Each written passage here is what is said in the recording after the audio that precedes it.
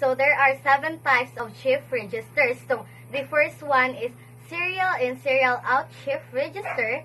The second one is serial in parallel out shift register. The third one is parallel in serial out shift register.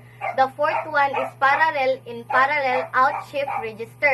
The fifth one is bidirectional shift register. And the sixth one is universal shift register. And the last one is shift register counter. So the types of shift registers, no? So first is the serial in serial out shift register. Then the second one is the serial in parallel out shift register. And the third one is the parallel in serial out shift register. And then the fourth one, the last one, is the parallel in parallel out shift register. So ang akong topic day is the serial in serial out shift register, or also known as SISO. So this shift register allows serial input one bit after other through a single data line. So kuan gano ambot pasabotan ni is usara ka kuan one bit at a time ra gud siya. Like kanang one bit nga mobalhin siya sa masudlan para masudlan nimo usa na pud ka bit. So and produces a serial output is known as a serial in serial out shift register. So since there is only one output, the data leaves the shift register one bit at a time in a serial pattern. So since usa ra tumabotang bit, so muhawa siya, mobalhin siya sa pikas. Like for example, nagbutang ka sa flip-flop 1. Ang gibutang nimo nga number dito sa ano sa bit dito sa serial sa flip-flop 1, mobalhin siya dito sa flip-flop 2. So thus diri nakuha ang name nga serial in serial out, since gawas sulod ra siya, gawas sulod. So we have a schematic diagram here below. So as we can see, there has 4 flip-flops. So butang talang kani ato ni sunon ang example dire, no, 1010. So ang pagkaana nimo ani, magsugod ka sa kinalhian. Like for example kani 1010, ug unsa to nas kinalhian mo to imo unahon og butang, ug ato magay ganahan ta nga mo nimo gawas. So ibutang ta lang 1010. So ang unahon nato ay 0, kay mo siya nas kinaulian. Pagbutang nato sa 0 nya mana nabutang ng 0. Pag man natubot nga og 1, kay mo may nagsunod nga number. Pagbutang sa 1, since di mo siya pwedeng nga kuan one bit at a time man, ang katong na ang 0 mobalhin siya sa flip-flop 2 para mabut nga nimo 1. Sabot ra. Then and so on and so forth. So ibutang nimo mobalhin until sige siya skip ba. Skip siya in, ibutang mo in, mo out ang suosa, mo butang sa gag-usa, mo out sa dong usa. So mara na siya ang logic ani niya, guys. So mara na gitawag siya serial in serial out. Kay usa siya ka series dayon, usa mahog siya usa ka series dayon ang iyang bit kay gawas sulod ra gawas sulod.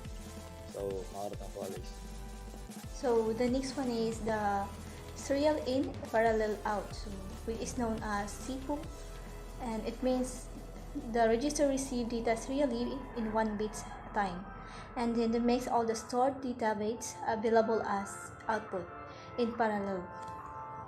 It is useful for converting a single bit serial data stream into multiple parallel data bits. As you can see at the diagram, so first is the serial input. So serial input is the entry point for register data. I mean the shape of register, the data bits are fed into the first flip-flop in the register. Next is the parallel output. So like Q0, Q1, Q2, etc. Provides shift register. Each flip-flop output is connected to separate output line and enables it simultaneously access to the stored data bits. And the last is clock signals. Synchronize the shift system of data within the shift. So hello everyone, the next is PISO, which is parallel in and serial out. So this is the logic circuit of PISO here. So, PISO is a shift register. It is used to convert parallel data to serial data. So, the shift register, which means a parallel input, data is given separately to each flip-flop and in a simultaneous manner. So, also, it produces a serial output is known as a parallel in and serial out shift register. Yung pinakita kong logic circuit kanina, that is the PISO. Here, that is the logic circuit of PISO, which means parallel in and serial out. So the circuit consists of 4D, which is 4D flip-flops that is connected to each other. Also, the clock is also connected, directly connected to the flip-flops.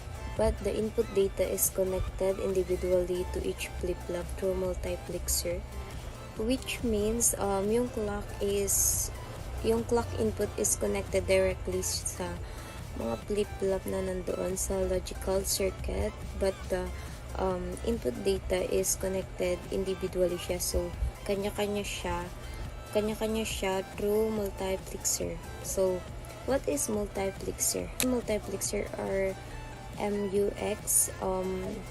It's a digital switch that has multiple inputs or sources and a single outputs or destination. So it means yung multiplexer, digital switch na madami siyang pinanggagalingan or sources, and yung destination niya is iisa or single lang.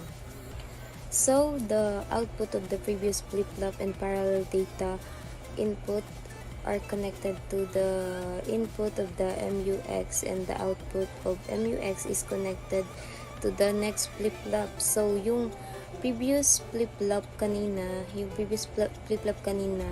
and also the parallel data output is connected siya dun sa input of MUX, and also the output of MUX na connected din dun sa susunod na flip-flop. So, all these flip-flops is synchronous with each other since the same clock signal is applied to each flip-flop. And that's all. Thank you. So, now let's talk about the PIPO shift register. Now, ang kaning PIPO ay usasad ni siya ka type of storage device nga gamiton or ginagamit sa pag-store and transfer data. So sa kaninga configuration, ang tanang data bits ani kay loaded na siya simultaneously into the registers through the parallel input lines, and the stored data is made available simultaneously at the output. So ato na sa output. So the circuit kay